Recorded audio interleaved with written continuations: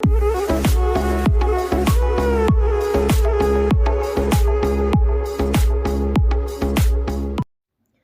My dear students, आज हम करेंगे साइंस का चैप्टर 9 रिप्रोडक्शन इन एनिमल्स। इसके आज हम कुछ एनसीईआरटी के इम्पॉर्टेंट क्वेश्चन करेंगे जो 1 मार्क्स के आते हैं पेपर में। So first question is, in which female reproductive organ does the embryo get embedded? Female reproductive organs में वो कौन सा ऐसा पार्ट होता है जिसमें एम्ब्रियो को एम्बेड करा जाता है, मतलब उसको धसाया जाता है। Embedding of the embryo takes place in the wall of uterus. जो यूट्रस की वॉल होती है वहाँ पे फीमेल रिप्रोडक्टिव ऑर्गन की जो यूट्रस होते हैं वहाँ पे एम्ब्रियो को एम्बेडेड करा जाता है। ठीक है। So next question is, name the male reproductive organs. जैसे फीमेल के रिप्रोडक्टिव ऑर्गन्स होते हैं वैसे ही मेल के भी रिप्रोडक्टिव ऑर्गन्स होते हैं, वो कौन कौन से हैं? So the male reproductive organs are a pair of testis, sperms, ducts and penis. एक पेयर ऑफ टेस्टिस होता है, एक जोड़े, स्पर्म होता है, डक्ट्स होते हैं, बहुत सारी डक्ट्स पाई जाती है, एंड पेनिस होता है। Next question is, name the organ producing the male gametes. वो कौन कौन से ऑर्गन्स हैं जो मेल गैमेट प्रोड्यूस करता है? बेटा एक ही ऑर्गन है जो मेल गैमेट प्रोड्यूस करता है, जो कि है टेस्टिस, जो कि मेल में पाया जाता है। ठीक है।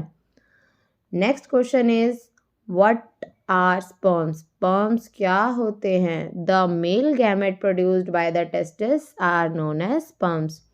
बेटा जो मेल गैमेट्स प्रोड्यूस करता है टेस्टिस, उसी को स्पर्म कहते हैं, और ये थोड़ा फ्लूइड मीडियम का होता है। Next question is, give the structure of sperm. A sperm has a head, middle piece, a tell.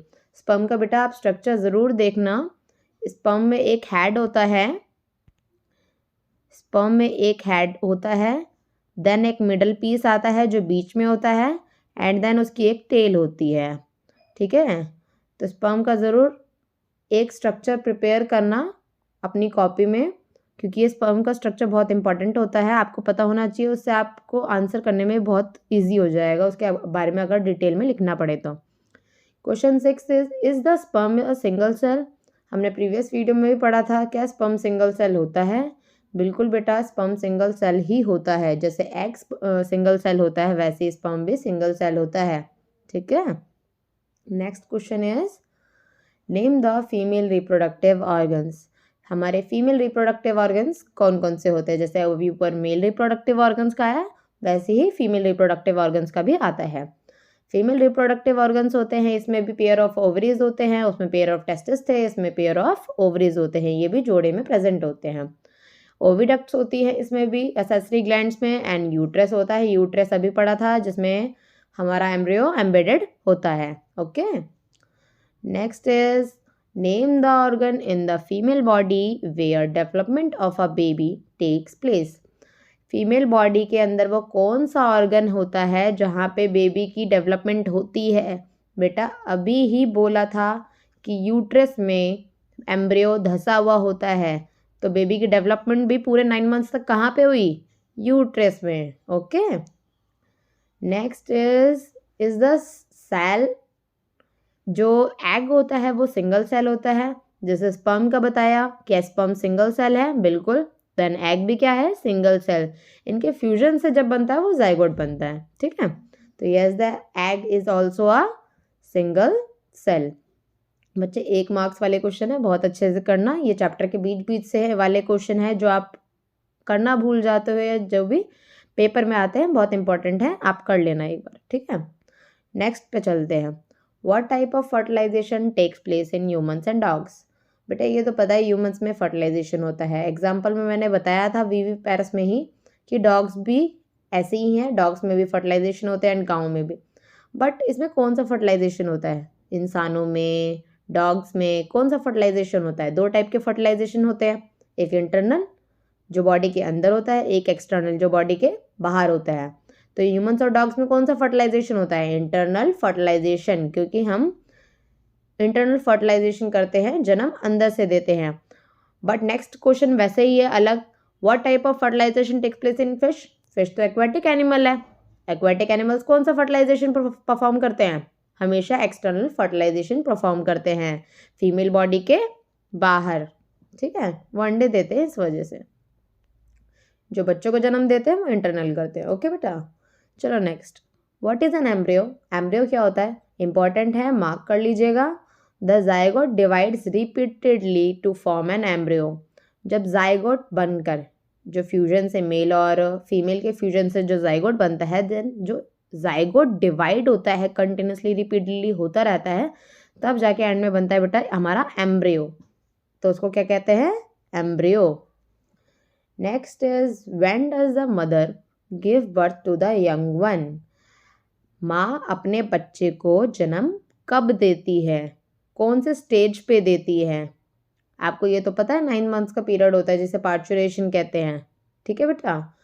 तो when the development of foetus is complete, जो फीटस होता है वर्म के अंदर, वर्म बोलो फीटस बोलो, तो जो उसका डेवलपमेंट जब कंप्लीट हो जाता है 9 मंथ्स का, तब जाके मदर अपने बच्चे को, यंग वंस को जन्म देती है। Next is how much time does the embryo of hen take to develop into a chick? Hen के बच्चे को चिक कहते हैं, बिल्कुल, ये तो आपको पता ही होगा। तो कितना टाइम लगता है? जैसे हमारे में, जैसे ह्यूमंस होते हैं, ह्यूमंस में तो आपको पता है 9 मंथ्स का वो होता है पूरा टाइम, लेकिन हैंस में कितना टाइम लेता है एम्ब्रियो एक चिक को डेवलप करने में? तो बेटा ये पूरे 3 हफ्ते लेता है, अबाउट 3 वीक्स अप्रोक्स, ठीक है, 3 हफ्ते। चलो नेक्स्ट पे चलते हैं। What name is given to the animal which give birth to the young ones? 1 नंबर में इंपॉर्टेंट क्वेश्चन है, 15 एंड 16 दोनों। 15 में ये बोला गया है जो यंग वंस को जन्म देते हैं उन एनिमल्स को कौन से एनिमल्स कहते हैं? याद रखना, विविपैरस।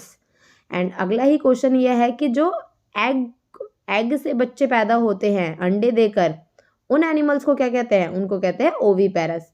बेटा एडिशन में एक क्वेश्चन एक ये भी हो जाता है कभी कभी कि जब दोनों ही, मतलब जो अंडों को भी जन्म देते हैं या फिर क्या बोलते हैं, बर्थ भी करते हैं और ले भी करते हैं, तो उनको कहते हैं बेटा ओविविपैरस।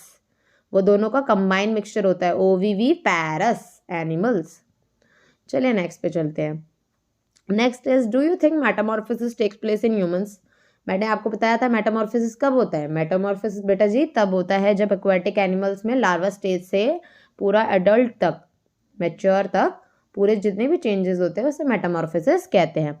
तो ये तो चलो फ्रॉग की बात हुई कि भैया फ्रॉग में मेटामॉर्फोसिस होता ही होता है, या जितने भी एक्वाटिक एनिमल्स होते हैं लाइक बटरफ्लाई, ठीक है।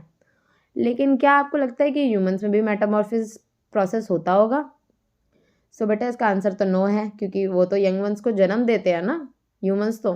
सो इसका आंसर है no. In humans the body parts similar to the adults are present from the time of birth. Birth के टाइम पर भी जो ह्यूमंस के बॉडी पार्ट्स होते हैं वो अडल्ट्स के सिमिलर होते हैं। जो हमारे बॉडी पार्ट्स होते हैं वही हमारे बेबीज़ के सिमिलर बोलते हैं कि जो जेनेटिक मटेरियल ट्रांसफॉर्म होता है, तो कुछ कुछ ऐसे जीन्स होते हैं, जैसे बोलते हो ना कि इसकी किसी किसी की नाक सेम होती है, किसी किसी की कुछ आईज सेम हो जाती है, जो पेरेंट से थोड़ा सिमिलर कैरेक्टर पास हो जाता है। सो मेटामॉर्फोसिस ह्यूमंस में नहीं होता, तो इसका आंसर नो है। Next is define budding. Budding क्या होता है? Budding is the type of asexual reproduction. याद रखना असेक्सुअल रिप्रोडक्शन के 2 मेथड होते हैं, एक बडिंग और एक बाइनरी फिजन। बडिंग एक असेक्सुअल रिप्रोडक्शन मेथड है जिसमें न्यू इंडिविजुअल तो डेवलप होता है बेटा, ठीक है।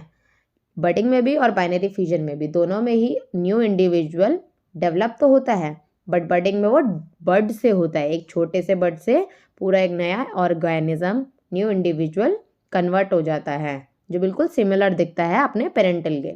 Okay, next is name the method by which amoeba reproduces. वो कौन सा मेथड है जिससे अमीबा रिप्रोड्यूस करता है? बेटा सबके अलग अलग मेथड्स होते हैं, अमीबा का भी अपना मेथड है जो कि बाइनरी फिजन है। Amoeba reproduces bye binary fission. Binary fission is also a part of asexual reproduction. एक बाइनरी फिजन ये एक असेक्सुअल रिप्रोडक्शन का ही मेथड है, अलग नहीं है, ठीक है। बाइनरी फिजन में भी यही होता है बेटा, एक पूरा पेरेंटल है, देन उसको वो डिवाइड होता है, डिवाइड होके वो 2 डॉटर सेल्स में कन्वर्ट होता है। दोनों डॉटर सेल्स में same genetic material equal amount में पाया जाता है। ठीक है बेटा, चलो नेक्स्ट करते हैं। Next is the last one, question 20। If million of sperms are transferred from the male to the female body, how many fuse with the egg?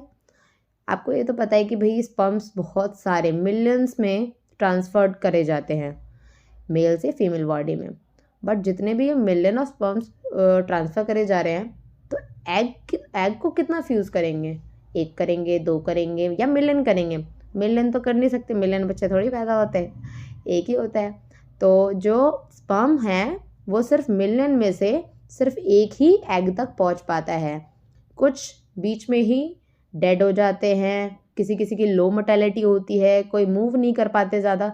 जो सबसे ज़्यादा स्ट्रॉन्गेस्ट होता है वही एग को फ्यूज़ कर पाता है। तो इसका आंसर है बेटा only 1 sperm fuses with the egg. आज के लिए इतना ही।